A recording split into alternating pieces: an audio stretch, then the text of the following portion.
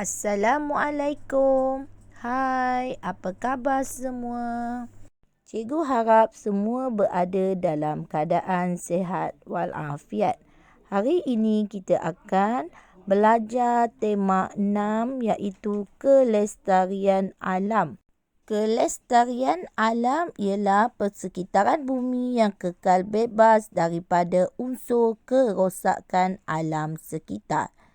Kita perlu ada rasa bertanggungjawab untuk menjaga alam sekitar kita.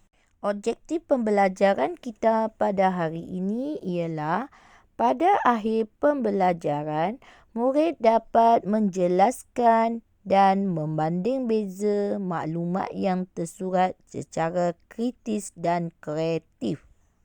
Seterusnya, mari sama-sama kita lihat buku teks Jilid 2 halaman 22. Dalam tajuk tema 6, kita akan belajar unit 16 iaitu pengurusan sisa pepejal. Apa itu pengurusan sisa pepejal? Sisa ialah baki atau bahan buangan, manakala yang dimaksudkan pepejal ialah benda yang mempunyai bentuk yang tidak boleh berubah. Contohnya seperti tin, botol dan buku-buku lama. Kemahiran kita pada hari ini ialah mendengar dan bertutur. Tajuk pembelajaran kita pada hari ini ialah Mari kita semula.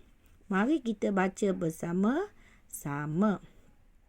Nabila ingin membantu ibunya membuang sampah tumpuannya pada cara yang paling sesuai untuk mengitas semula. Nabila, cara manakah yang akan Nabila pilih? Saya memilih cara kitas semula kerana dapat menjimatkan wang dan mengelakkan pencemaran. Itu jawapan Nabila daripada soalan yang diberikan oleh ibunya. Dia memilih cara kitas semula kerana dapat menjimatkan wang dan mengelakkan pencemaran. Seterusnya kita lihat maklumat di bawah iaitu pengasingan sisa pepejal di punca. Apa maksudnya di punca? Iaitu bagaimana untuk mengasingkan bahan-bahan di tempat pengumpulan barang-barang terbuang ni ya. Yang pertama kita perlu asingkan sisa. Sisa yang boleh dikitas semula dikumpulkan, dimasukkan ke dalam plastik dan diletakkan di tepi tong sampah pada hari kutipan. Manakala pengasingan sisa pepejal di tong kitas semula, ialah kita gunakan tong kitas semula yang mempunyai 3 warna. Tong kitas semula yang ada 3 warna tu. Iaitu cara dia ialah asingkan sisa yang boleh dikitas semula, dikumpulkan, dimasukkan ke dalam plastik dan dihantar ke lokasi yang terdapat tong kitas semula. Di sini murid boleh lihat bahan yang boleh dikitas semula iaitu 3 tong berwarna biru untuk kertas, tong berwarna jingga untuk plastik dan aluminium dan tong berwarna coklat untuk barang-barang kaca. Murid-murid boleh baca. Terusnya, mari sama-sama kita lihat buku aktiviti Jilid 2 halaman 23. Tema 6 kelestarian alam, unit 16 pengurusan sisa pepejal. Aktiviti 1. Bandingkan cara pengurusan sisa sampah di air dan di darat. Tajuk hikmat pengurusan sampah. Okey, sebelum kita baca, mari sama-sama kita lihat peta buih berganda yang diberikan di bawah teks. Okey, pengurusan sampah di sungai dan di darat. Okey, cikgu nak terangkan terlebih dahulu. Okey, mula-mula murid kena ingat semula peta buih berganda yang telah kita pelajari sebelum ini. Okey, kita tengok yang ni di darat, yang ni pengurusan sampah di sungai. Okey, bulatan di tengah, okey, bulatan ni 1, 2 ni adalah persamaan di antara pengurusan sampah di sungai dan di darat. Okey, manakala bulatan di sebelah pengurusan sampah di darat ini adalah perbezaan di darat, yang ni di sungai. Pembezaan pengurusan sampah di sungai di sebelah kiri dan di sebelah kanan ialah perbezaan pengurusan sampah di darat. Okey, dan bahagian tengah ni adalah persamaan di antara pengurusan sampah di sungai dan di darat. Okey, kita baca maklumat yang diberikan.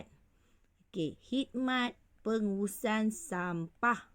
Rumah Datuk Alia berhampiran dengan Sungai Muar Johor. Alia sedang berbual-bual dengan datuknya sambil melihat pekerja membersihkan sungai. Okey, kita baca di sungai. Di sungai. Baca dengan teliti dan fahamkan. Sambil tu kita cari persamaan dan perbezaan di antara pengurusan sampah di sungai dan di darat. Okey, kutipan sampah di sungai. Okey, di sungai dibuat kutipan sampah di sungai. Menggunakan bot yang diubah suai. Okey, ni bot yang telah diubah suai. Sampah dikutip cepat. Muatan maksimum 50 kilogram. Dan tujuannya untuk menjaga kebersihan sungai. Okey, kita baca di darat pula. Kutipan sampah dari rumah ke rumah. Okey.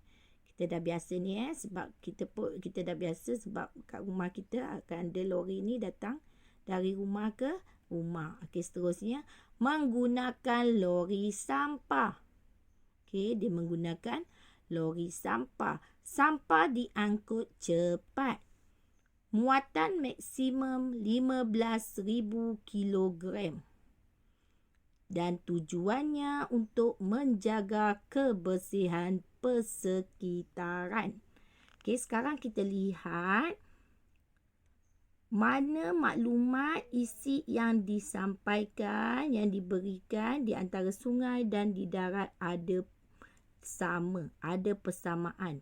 Iaitu, okey, kita dah nampak dah sampah dikutip cepat. Ni pun sampah diangkut cepat. Okey, kita dah dapat dah persamaan yang pertama. Okey, kita lihat persamaan yang kedua. Okey, tujuannya untuk menjaga kebersihan sungai. Okey, ini adalah persamaan.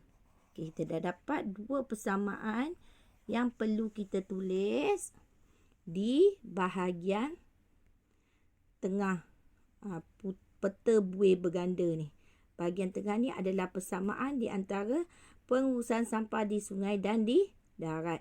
Sekarang cikgu nak awak cari dan tulis perbezaan pengurusan sampah di sungai. Okey, di sungai tulis sebelah sini. Ni sebelah A, bahagian A. Dan perbezaan pengurusan sampah di darat di bahagian B. Okey. Okey, sampai di sini saja pembelajaran kita pada hari ini. Jumpa lagi di lain hari. Sekian, terima kasih. Bye.